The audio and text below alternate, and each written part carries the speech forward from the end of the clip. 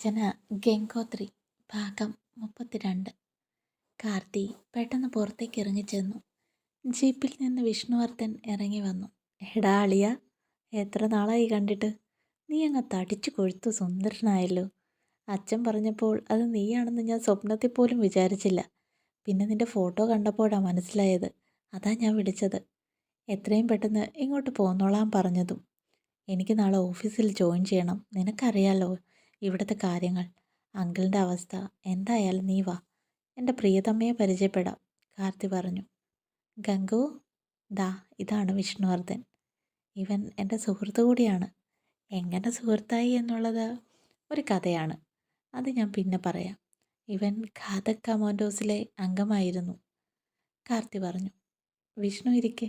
യാത്രയൊക്കെ സുഖമായിരുന്നോ? ആദ്യം നമുക്ക് വല്ലതും കഴിക്കാം, ഗംഗ പറഞ്ഞു.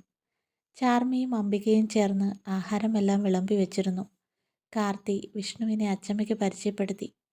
ആഹാരം കഴിച്ചുകൊണ്ടിരുന്നപ്പോൾ ഗംഗ ഓരോ വിവരങ്ങൾ ചോദിക്കുന്നുണ്ടായിരുന്നു. വിഷ്ണുവിനുള്ള മുറി റെഡിയാക്കാൻ ഗംഗ രാമേട്ടനോട് പറഞ്ഞു. എനിക്ക് സെക്കൻഡ് ഫ്ലോറിൽ ഒരു മുറി കിട്ടിയാൽ നന്നായിരുന്നു. ജോലിയുടെ ഭാഗമായിട്ടാണ്, വിഷ്ണു പറഞ്ഞു. അതിനെന്താ, അവിടെ തന്നെ തരാം, അച്ചമ്മ പറഞ്ഞു. ആഹാരം കഴിച്ചു കഴിഞ്ഞപ്പോൾ വിഷ്ണു ശിവറാമിനെ കാണാൻ പോയി. പിന്നീട് വീട് ചുറ്റി നടന്ന് കണ്ടു. അതിനുശേഷം ജോലിക്കാരെ ഓരോരുത്തരെയായി പരിചയപ്പെട്ടു. ഗംഗ, സോറി അങ്ങനെ വിളിക്കാമല്ലോ അല്ലേ? അങ്ങനെ വിളിച്ചാൽ മതി. എൻ്റെ പേര് ഗംഗോത്രി എന്നാണ്. ഗംഗ എന്ന് വിളിച്ചോളൂ. കാർത്തിയേട്ടൻ്റെ സുഹൃത്ത് എൻ്റെയും സുഹൃത്താണല്ലോ, ഗംഗ പറഞ്ഞു. എനിക്ക് ചില മാറ്റങ്ങൾ വരുത്താനുണ്ട്, ജോലിക്കാരുടെ ഇടയിലും മൊത്തത്തിലും. അതിനുള്ള സ്വാതന്ത്ര്യം എനിക്ക് തരണം. ഞാൻ പറയുന്ന സ്ഥലങ്ങളിൽ CC ക്യാമറ വെക്കണം. വിഷ്ണുവിന് ഇഷ്ടമുള്ളത് എന്തും ഇവിടെ ചെയ്യാം. അച്ഛൻ എന്നോട് വിളിച്ചു പറഞ്ഞത് നിനക്കൊരു സഹോദരനെ ഞാൻ അയക്കുന്നു എന്നാണ്. അതുകൊണ്ട് എനിക്ക് നിങ്ങൾ എൻ്റെ സ്വന്തം സഹോദരനാണ്. ഈ വീട്ടിൽ എനിക്കുള്ള സ്വാതന്ത്ര്യം ഏട്ടനും ഉണ്ടായിരിക്കും. അങ്ങനെ വിളിക്കാനുള്ള സ്വാതന്ത്ര്യം എനിക്കുമുണ്ടല്ലോ അല്ലേ? അവൾ ചിരിച്ചുകൊണ്ട് ചോദിച്ചു. ഞാൻ ഇവനെ കണ്ടപ്പോൾ അളിയ എന്നാ വിളിച്ചത്. അതായത് എൻ്റെ പെങ്ങളുടെ കെട്ടിയോൻ. രാഘവൻ അങ്കിൾ എന്നോട് പറഞ്ഞതും അങ്ങനെ തന്നെയാണ്, വിഷ്ണു പറഞ്ഞു. ഏട്ടന് ആദ്യമായി ഞാനൊരു ടാസ്ക് തരാം. എൻ്റെ ആജന്മ ശത്രു പാലായിൽ വന്നിട്ടുണ്ട്. അവനെ പിടികൂടണം. അവൻ ഇവിടെ വരാനും സാധ്യതയുണ്ട്. അവനെ പിടിക്കാൻ എന്ത് മാർഗവും സ്വീകരിക്കാം. കുതന്ത്രമാണെങ്കിൽ അങ്ങനെ. നിയമത്തിന് വിട്ടുകൊടുത്തിട്ടും പ്രയോജനമുണ്ടെന്ന് എനിക്ക് തോന്നുന്നില്ല. പോലീസിനും ജുഡീഷ്യറിക്കും പല അബദ്ധങ്ങളും പറ്റും. പല കുറ്റവാളികളും കൂളായി ഇറങ്ങിപ്പോരും. എല്ലായിടത്തും തെളിവാണ് പ്രധാനം. ആ പ്രായത്തിൽ ഞാൻ എന്ത് തെളിവ് കൊടുക്കാൻ? തെളിവില്ലാത്തതിൻ്റെ പേരിൽ ഒരു കുറ്റവാളിയും ശിക്ഷിക്കപ്പെടാതെ പോവരുത്. കാരണം വീണ്ടും വീണ്ടും സമൂഹത്തിൽ കുറ്റകൃത്യങ്ങൾ നടത്തപ്പെടും. പല വമ്പന്മാരും അവരെ കൂടെ കൂട്ടും, ഗംഗ പറഞ്ഞു. വിഷ്ണു മുറിയിലേക്ക് പോയി. നല്ല സൗകര്യങ്ങളുള്ള മുറിയായിരുന്നു.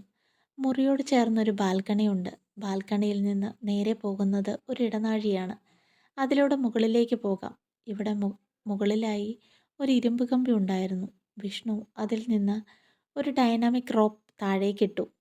എന്നിട്ട് അതിലൂടെ താഴേക്ക് ഊർന്നിറങ്ങി. പിന്നെ പരിസരം ഒന്ന് വീക്ഷിച്ചു. ആ ഭാഗം കാണുന്നത് പോലെ ഒരു CC ക്യാമറ വെക്കാൻ നിർദ്ദേശിച്ചു. പിറ്റേ ദിവസം രാവിലെ തന്നെ കാർത്തി ഡ്യൂട്ടിക്ക് ജോയിൻ ചെയ്തു. വിഷ്ണു വീട്ടിലുള്ളതാണ് കാർത്തിയുടെ ധൈര്യം. അപകടം തൊട്ടടുത്തുണ്ട് എന്ന് കാർത്തിക്ക് അറിയാമായിരുന്നു. മുരിക്കുംപുഴയിൽ നിന്ന് പൊൻകുന്നം പാലം വരെയുള്ള CCTV ഫുട്ടേജ് കാർത്തി വിഷ്ണുവിന് അയച്ചു കൊടുത്തു. അത് സൂക്ഷ്മമായി പരിശോധിച്ചതിന് ശേഷം ശിവറാമിൻ്റെ മുഖഭാവത്തിൽ വ്യത്യാസം വന്നത് മുതൽ ഒന്നുകൂടി വിഷ്ണു സൂക്ഷ്മമായി പരിശോധിച്ചു. അപ്പോഴാണ് എതിരെ വന്ന ഒരു ജീപ്പ് അവൻ്റെ ശ്രദ്ധയിൽപ്പെട്ടത്. അതിലുണ്ടായിരുന്നവർ, അവരുടെ നോട്ടം, ആ ദൃശ്യങ്ങൾ പല പ്രാവശ്യം വിഷ്ണു കണ്ടു. അതിൽ നിന്നും വിഷ്ണു ആളെ തിരിച്ചറിഞ്ഞു. അവൻ്റെ ഒരു രൂപരേഖ വിഷ്ണു തയ്യാറാക്കി. അത് അവൻ ഗംഗയെ കാണിച്ചു. അത് കണ്ടിട്ട് അവൾക്ക് പ്രത്യേകിച്ചൊന്നും തോന്നിയില്ല. കാരണം അവൾക്ക് അവനെ അറിയില്ലായിരുന്നു. ഇവനെ കണ്ടതിന് ശേഷമാണ് അങ്കിളിൻ്റെ ഭാവവ്യത്യാസം ഉണ്ടായത്. ഇവനും അങ്കിളിനെ നോക്കുന്നുണ്ട്. വിഷ്ണു ആ ദൃശ്യങ്ങൾ അവളെ കാണിച്ചു. ഗംഗയ്ക്ക് ഒരു നിമിഷം തൻ്റെ ഹൃദയമിടിപ്പ് നിന്നതുപോലെ തോന്നി. അവൻ്റെ കയ്യിൽ അതേ സ്ഥാനത്ത് പച്ച കുത്തിയിട്ടുണ്ടായിരുന്നു. ചെവിയിൽ ഒറ്റ കടുക്കനായിരുന്നു. അത് ഏട്ടാ, അവൻ. ഗംഗയുടെ മുഖം ദേഷ്യം കൊണ്ട് ചുവന്നു. അവൾ വല്ലാതെ വിയർക്കുന്നുണ്ടായിരുന്നു. Ganga, cool cool. അവൻ വെള്ളമെടുത്ത് അവൾക്ക് കുടിക്കാൻ കൊടുത്തു. അവൻ്റെ കയ്യിലെഴുതിയിരിക്കുന്ന പേര് അവൻ സൂം ചെയ്ത് വായിക്കാൻ ശ്രമിച്ചുകൊണ്ടിരുന്നു. ഒടുവിൽ അവനത് വായിച്ചു. ജാവേദ്.